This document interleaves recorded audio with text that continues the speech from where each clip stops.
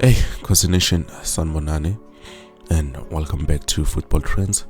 Hey, on today's video, Mbugeli, I have some shocking updates, which you don't want to miss out. So you better make sure to watch this video until the end. But of course, before I get into all of that, please make sure to like this video. Whether you are a new or an old viewer, please make sure to like this video. And if you're a new viewer, please make sure to also click on the subscribe button and the bell notification too, so that next time I post something new, you're the first one to watch it and obviously give me your thoughts on it. Now, first of all, let's start with Coach Cavin on what he thinks might be the biggest problem. Actually, that is the biggest problem currently that they're facing at Kaizer Chiefs. So the main problem that he thinks that his side has currently is that his players are not clinical enough to put their chances away.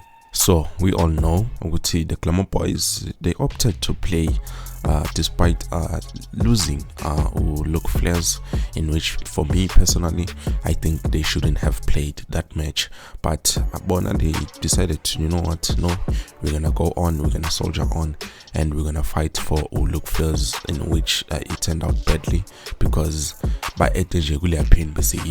and we're gonna get to Fleurs shortly. But now let's just focus on this, what Coach Cavin said about his players. So Kaizer Chiefs went onto the field of play and decided to play that match against Chippa United despite losing Fleurs.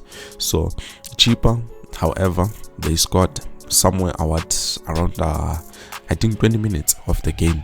Evanga scored, and then they even added, I think, a second goal with Usino Tolo Kwaiba after 32 minutes, I think, if I'm not mistaken. And then the Chiefs, they tried to find a way back into the tie, but they failed. They failed to stay on the score sheet.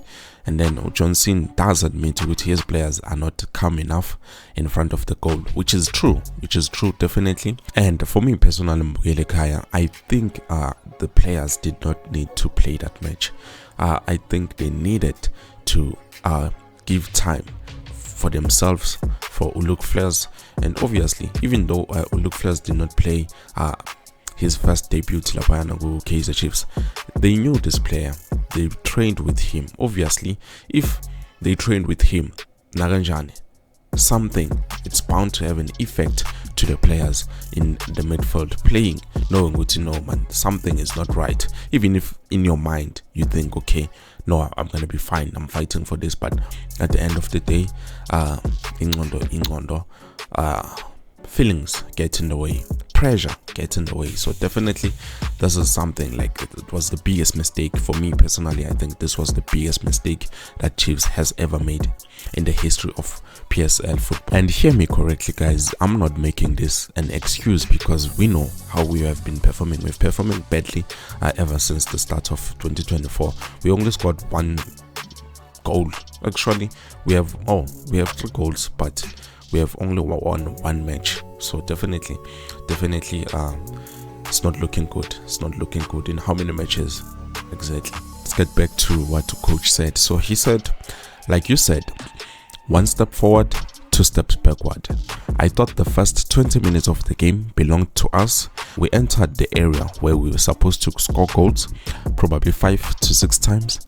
We break, we're supposed to score, but we didn't put in the back of the net. Then we suffer afterwards. Then we give away 2 goals. The first goal was very soft from an out ball throw. The second goal, we don't put pressure on the ball, and they also get in the box and they score 2 goals.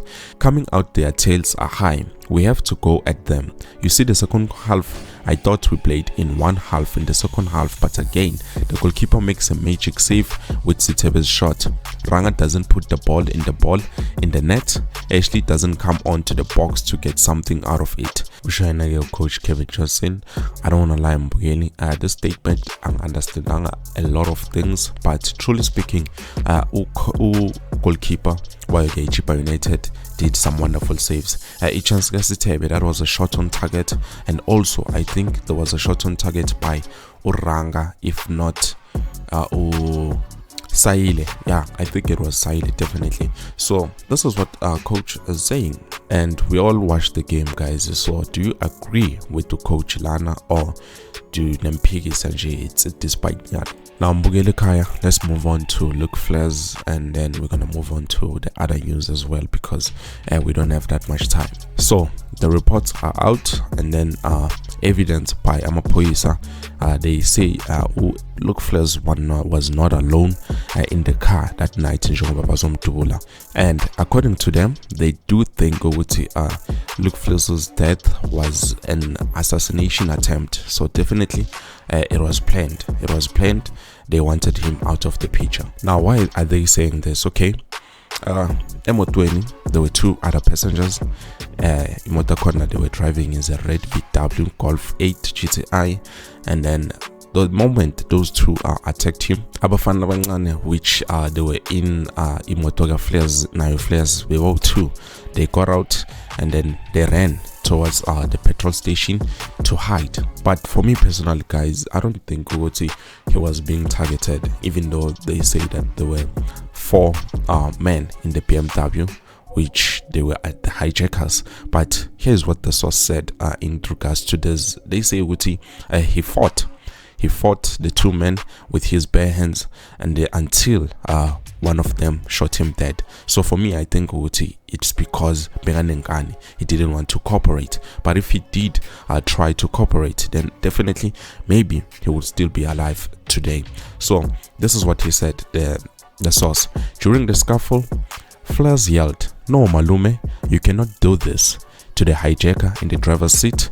They overpowered him, and one of them shot him at close range in the left side of his chest. So for me personally, guys, I think this was a pure hijacking gone bad, because if they wanted him dead, if it was an assassination, I don't think there was like one. They would have shot him multiple times to ensure that he's dying. But definitely this was a hijacking gone wrong. But the truth is yet to be unveiled, Mbugeli. You can let me know what you think down in the comment section below. When do you think this was a planned attack, or definitely it was just a hijacking gone wrong? Because if you take a look, those 2 young boys who fled the scene, they fled and they did hide. But Umfana, Fleurs, because sometimes the Makalads, they tend to be stubborn and they try to put up a fight. This is how badly it ended. If he did not put up the fight, then definitely they would have got him out of the vehicle and then batati moto bamshiyo mfana, in which career yake would still be intact. But definitely now he has lost his life, and there's nothing that we can do to bring him back. And I'm sure Naila Kona is probably thinking maybe he should have gotten out of the car and let those guys take it, because this thing is just a car too. I know must have been hard to get it, but it's something you found in the world and you're gonna leave it in the world. So definitely for Bugeli, I don't know what to say, but you can let me know what's your thoughts down in the comment section below. I believe this is it in Bugeli. Thank you so much for watching. I will see you soon with something new, and don't forget to like the video, Bugeli.